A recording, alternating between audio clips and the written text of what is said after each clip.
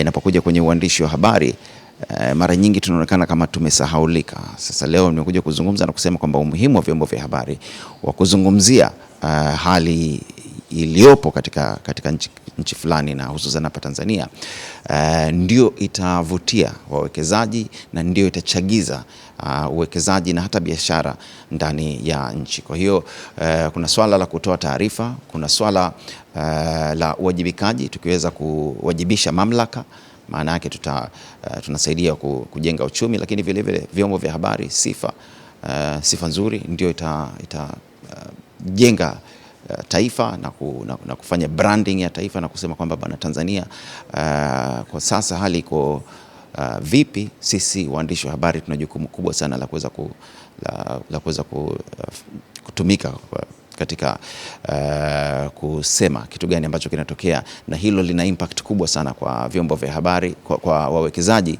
na sisi kama waandishi wa habari tunatakiwa kuhakikisha kwamba tunafanya kazi zetu na kutekeleza majukumu yetu. Waandishi wa habari inapokuja kwenye habari za kiuchunguzi, kwa hapa kwetu, mimi kwa uzoefu wangu nikisema ni sisi wenyewe, sisi waandishi wa habari kwa kusita na kuogopa kufanya vitu ambavyo ni jukumu letu tunatakiwa kulifanya. Kwa hiyo nadhani ni kutoa rai na kuwataka waandishi wa habari kwamba tumeona mifano tumekaa hapa tumeona mifano ya waandishi wa habari wawili ambao wameweza kufanya taarifa za uchunguzi na zikaweza kuleta mabadiliko. Kwa hiyo nadhani ni sisi wenyewe tunajirudisha nyuma. Adui wa mwandishi wa habari ni wewe mwenyewe mwandishi wa habari. Kwa hiyo vunja ule ukuta ambao umesimama mbele yako, fanya taarifa. Zinachukua muda, inabidi uwe tayari kuinvest kwenye muda, lakini matokeo yake na matunda yake yanakuwa ni matamu sana pale wananchi wanapoona kwamba mwandishi wa habari umefanya kazi na umeweza kutoa taarifa ambayo imeleta mabadiliko, au imebadilisha maisha ya mtu au taasisi na kwenda mbele. Kwa hiyo nadhani kama tukiendelea kupata mafunzo kama hii na kuchagizwa, tunaweza tukafika huko. Changamoto ndio zipo. Ukifanya uandishi wa habari sio hapa Tanzania peke yake, duniani kote utatishiwa, kwa sababu kwa njia moja au nyingine utakuwa unagusa maslahi ya watu, lakini ni sehemu ya kazi ambazo sisi tumechagua, na tuna mamlaka na tuna vyombo vya dola ambavyo vina jukumu la kutulinda. Kwa hiyo tusiogope kufanya kazi ambazo tunajua zitaenda kusaidia jamii. Na kwa nini tumekuwa na event kama ya leo? Ni kwa sababu tunafahamu umuhimu wa media katika kuendesha gurudumu la maendeleo, na sisi tulichokiangalia ni kwa namna gani ambavyo media wanaweza wakasaidia katika ukuaji wa uchumi wa taifa letu. Tunafahamu kazi ya media kipindi cha kati Tanganyika inapata uhuru, kazi kubwa ambayo waliifanya, lakini sasa tunaamini media pia wana kazi kubwa kwenye kuongeza juhudi katika kuchochea gurudumu la maendeleo, hasa kwenye upande wa kiuchumi. Kwa hiyo leo tumekutana na waandishi wa habari wasiopungua 30, na lengo letu kubwa ni kuhakikisha kwamba waandishi wa habari wanakuwa na nafasi kubwa na uwanda mpana wa kuchambua, lakini pia kutupa habari ambazo zimejikita katika kufanya tafiti, lakini pia analysis ya masuala ambayo yanaigusa jamii moja kwa moja.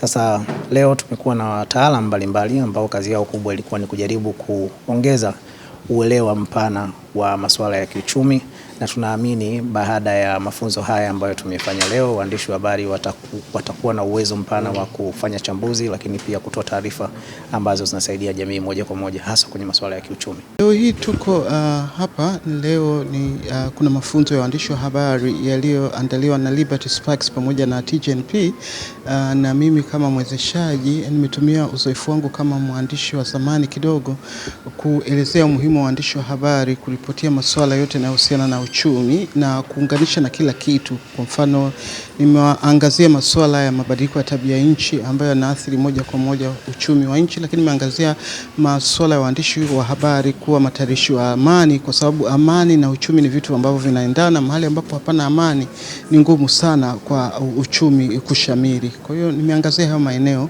mbalimbali, hususan na kuasisitiza umuhimu wa thibitisha taarifa zao, kutumia vyanzo sahihi vya kupata taarifa, lakini kuheshimu utamaduni wa mahali husika wanapofanya kazi zao, na kusimamia ukweli na maadili mazima ya waandishi wa habari, bila kusahau usalama wao binafsi. Kwa Almanus Mwasenga ni mwandishi wa habari wa kujitegemea, na kiukweli mafundisho haya ama semina hii imekuwa na impact kubwa sana.